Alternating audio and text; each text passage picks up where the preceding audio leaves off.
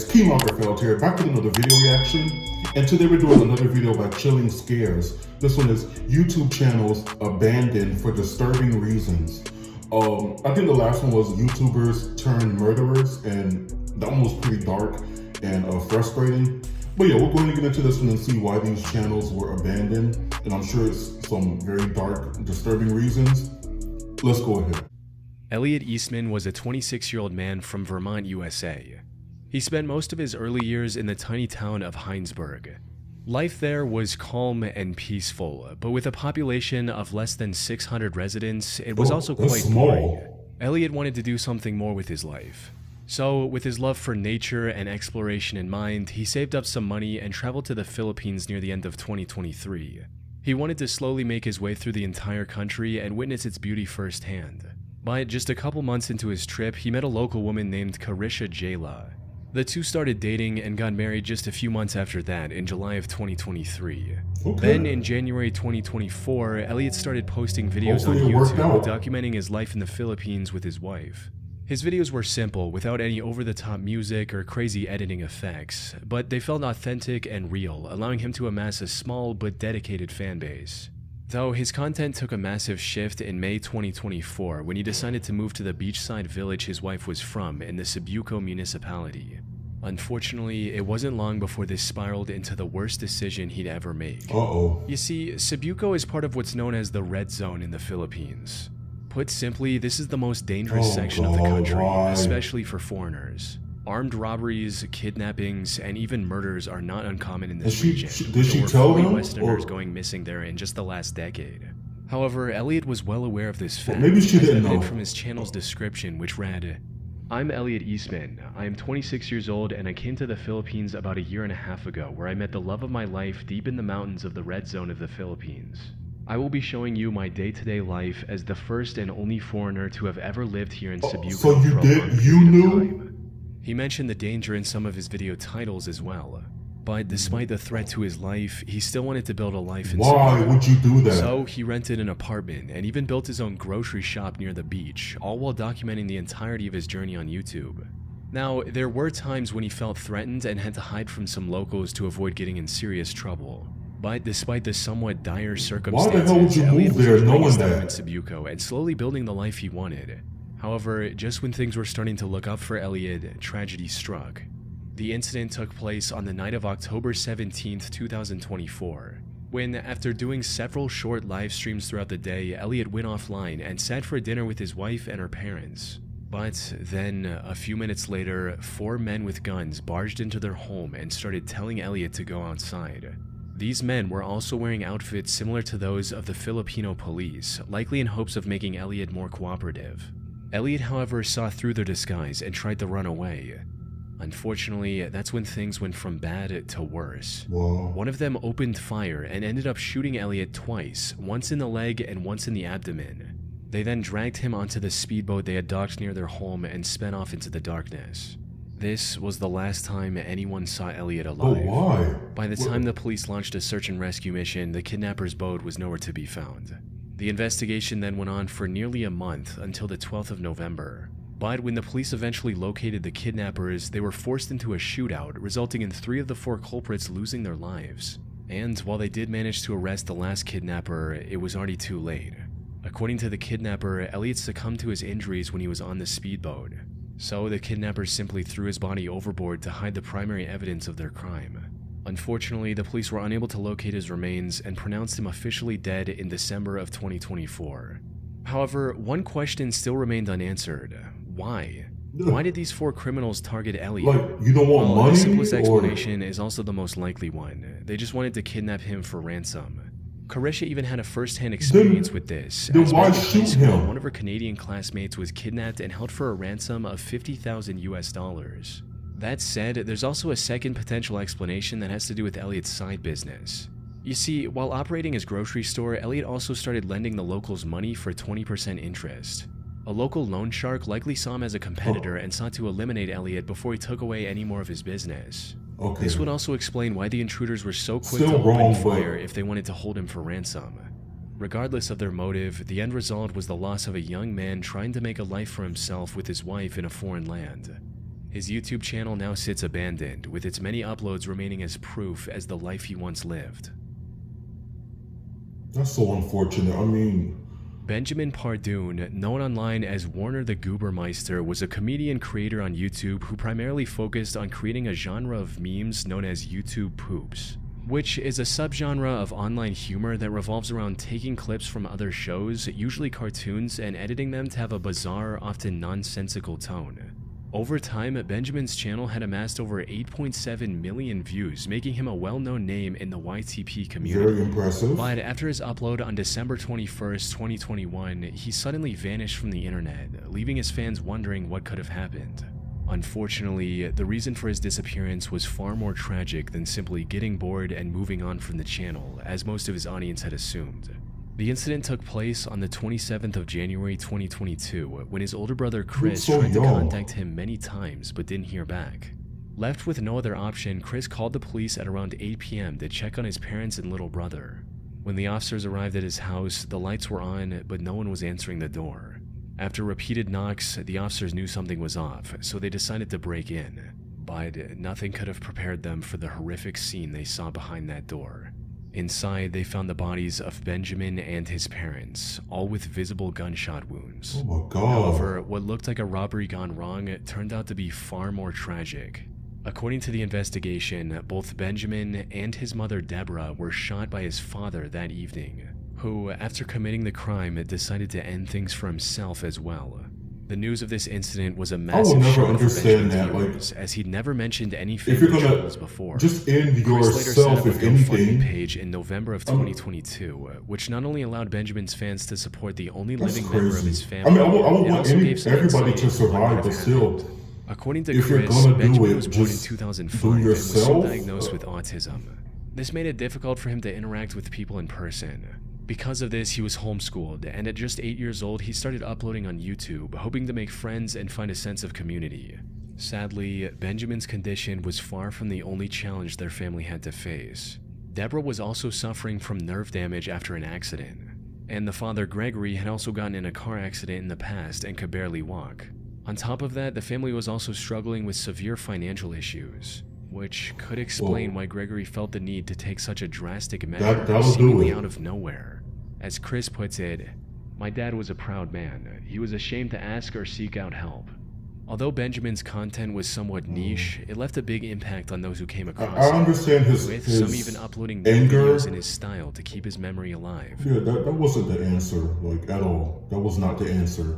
Harley Dilly was a YouTube channel run by a 14-year-old teenager from Ohio with the same name. But it's crazy He how created the channel in money can 2013 take you to share down. his love of gaming, specifically whoa. the sports game Madden, with others.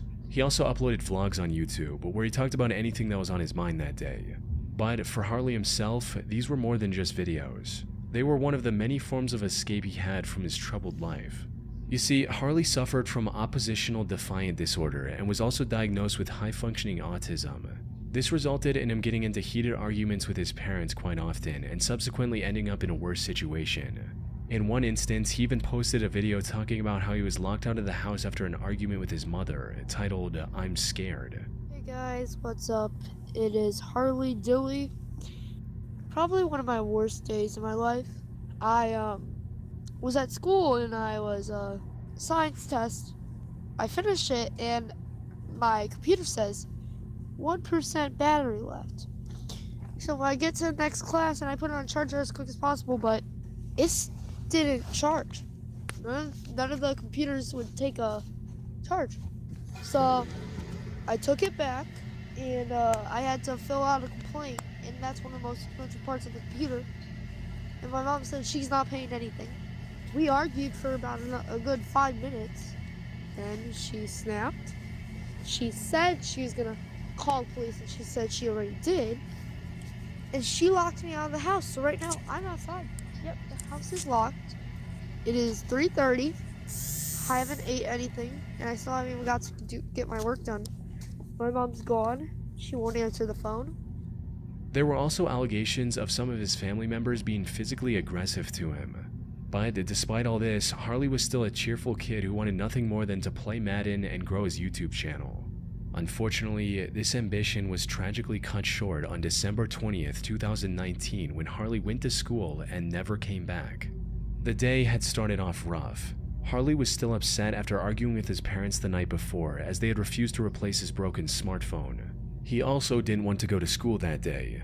But his mother Heather woke up early that day and, after some more arguing, convinced him to go. He left his house just before 7 a.m., but he was somehow absent from school and didn't return home that evening either. Harley had disappeared without a trace. Surprisingly, his family didn't report him missing until 11:50 p.m. on December 21st, nearly 43 hours after he vanished. Their explanation for the delay was simple. According to them, Harley had spent the night at friends' houses without telling them before, usually after an argument. They assumed this time was the same. But still call the However, cops. They couldn't have been more wrong. Something that became increasingly clear as the police investigation dragged on for days without uncovering a single clue about his whereabouts. The only thing they found was this low-resolution picture of Harley going to school that was taken from a neighbor's security camera. And that was it.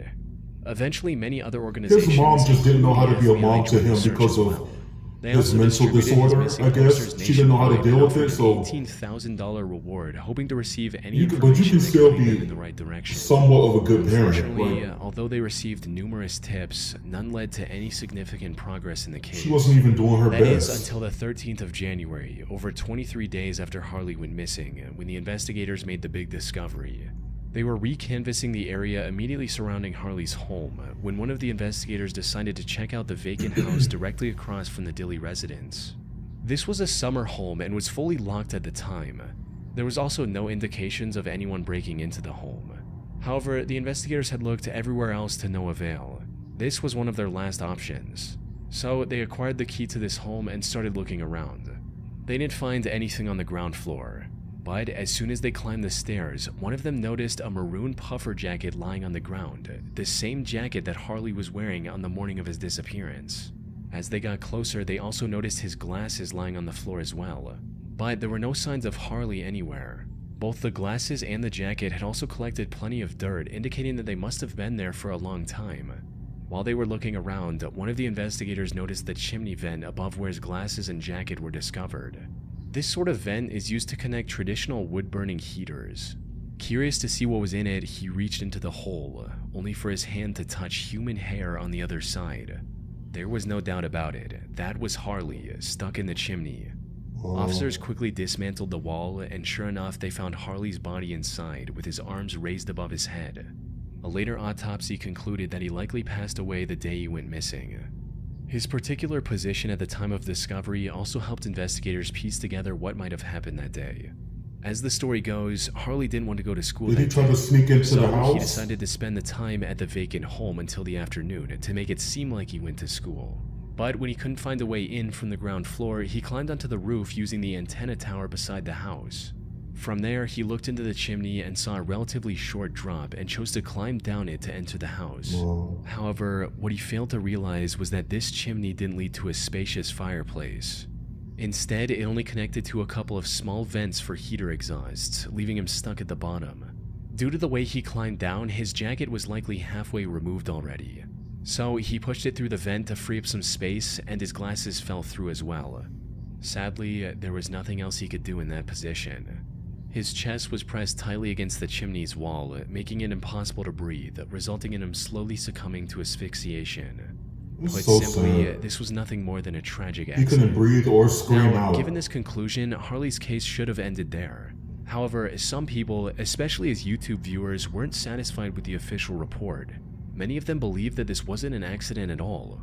Rumors started going around the internet that Harley's death was actually a murder committed by his own family. One of the first big points of contention was his jacket, since in one of the evidence images it could be seen hanging from the door. These critics claimed that this was proof of the whole story being a lie. Some also argued that the shoes he was wearing in his last picture didn't match the ones the investigators found on him. However, despite the skepticism, the police stuck with their initial report. As for the jacket issue, that turned out to be nothing more than the result of one of the inexperienced investigators mistakenly moving key evidence. That said, whatever the truth may be, it doesn't change the fact that the YouTube community lost a genuine and passionate creator. I mean, his parents might have been crap, but I don't think they did Nicholas anything. Sonderegger was a 28-year-old YouTuber. The first story who made loved two sense. things in life: I don't know. longboarding That's just and sad. dancing. He uploaded nearly 80 videos of himself doing both of these on his channel named Sunspeak, though his ultimate dream was to become a professional dancer. By 2017, he was living in San Diego with his friend Austin to try and make his dream come true. However, the two were completely broke and couldn't afford California's high rent prices. So, with no other option, the two decided to live in tents or random trailers they could find in the Salton Sea area. Salton Sea used to be a popular tourist destination at one point due to its status as an oasis in the middle of the desert. But the water and the surrounding area became extremely toxic over time, turning it into a complete ghost town. On the flip side, this also made living there essentially free, which is what Nick and Austin were after. But what neither of them knew at the time was that the true danger of Salton Sea had nothing to do with its toxic climate. This danger came face to face with the two on the night of September 9th, 2018 at around 2 a.m. They were asleep in their tent when suddenly they were jolted awake by an extremely loud scream coming from the tree line not far from their camp. Fearing for their safety, they decided to just ignore it altogether and go back to sleep. Or that's at least what Austin thought. For some unknown reason, Nick later decided to go investigate the scream on his own after Austin had fallen back asleep. By the time Austin woke up the next morning, Nick was gone. He tried looking around for his longtime friend around town and discovered his flashlight lying on the ground just a block away from their tent. What the He immediately hell? contacted the police and reported Nick as missing, who began looking for him almost immediately. But all they found was one of his boots, his pants, and his knife sleeve. His other boot, as well as his wallet and keys, were missing. More importantly, Nick himself was nowhere to be found. What made the situation even more bizarre was what happened days later. Austin returned to the same area he had already searched, but this time he found Nick's shirt and hat lying there, items that weren't there before. In other words, someone had likely placed them in that spot later. Sadly, the identity of this person was never uncovered, leaving Nick's case a complete mystery to this day. Nick's family has set up a website with all the information they have. They've also announced a $10,000 reward for any useful information. But despite these efforts, the case has remained cold. In fact, there are so few clues that I wasn't even able to find any solid theories either.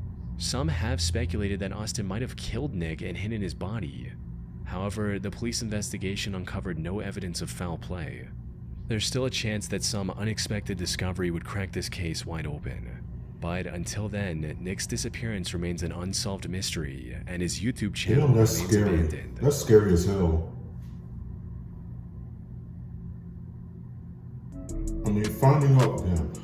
Finding out what happened to somebody is really creepy and disturbing, but I think it's even more disturbing when you never find out what actually happened to somebody. They're just gone.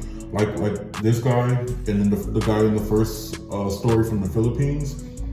Yeah, it's something that's really eerie about never finding out what happened to somebody. You just know they're more than likely dead, but you just don't know how or when or where.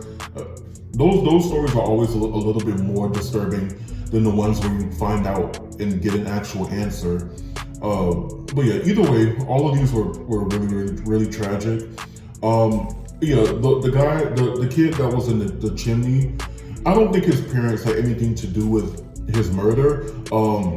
I do think that they weren't the best parents because, not many parents are equipped to deal with having kids with mental disorders. Most people go into parenting thinking that everything's going to be perfect and their child's going to come out with 10 toes, 10 fingers, 2 eyes, and the perfect brain, the perfect personality, and that doesn't always happen. And a lot of times, people don't rise to the occasion of being the type of parent that type of child would need. And unfortunately, he didn't get the best parents who could actually deal with his personality. And yeah, I'm sure that led to a lot of his anger and his decision making, which, as we can see, wasn't always the best. But yeah, I don't think they had anything to do with what happened. He might have been getting bullied in school, and maybe that's why he didn't want to go. But it's just sad that it had to end that way for him, and the kid before him as well. that made the YouTube poops. I mean, that was just way too far. I mean, that's never the solution of taking your whole family out because of, financial struggles. But at the same time, I can understand how financial struggles can make people think that they have to take these extreme measures to end it all, to end the struggle and the pain of owing all these bills. And it's very demeaning. It's very it's depressing. It's uninspiring to be poor and just not knowing where your next dollar is going to come from. That can really take people out. So I understand how he got there to that mindset, but still, it's not the answer. But I can see how he would get to that mindset, because he's not the only one. There's lots of people who, even the actor from Breaking Bad, he tried to set up a whole insurance thing where he got killed, and his family would get his insurance money. So he was trying to set up his own death to pay for things. And money just it leads to a lot of wild thoughts in people's minds. So I can empathize with that a lot. But I just wish he didn't take it out on his family. It's a lot, but all of these stories all around were just tragic. And rest in peace to all of them. So anyway, you guys, another video about chilling scares. Let me know what you guys thought about that in the comments below. Make sure you like, comment, subscribe. And did you guys watch any of the YouTubers that were featured in this video? And until next time, be blessed, be your best, and keep down the stress. Bye, guys.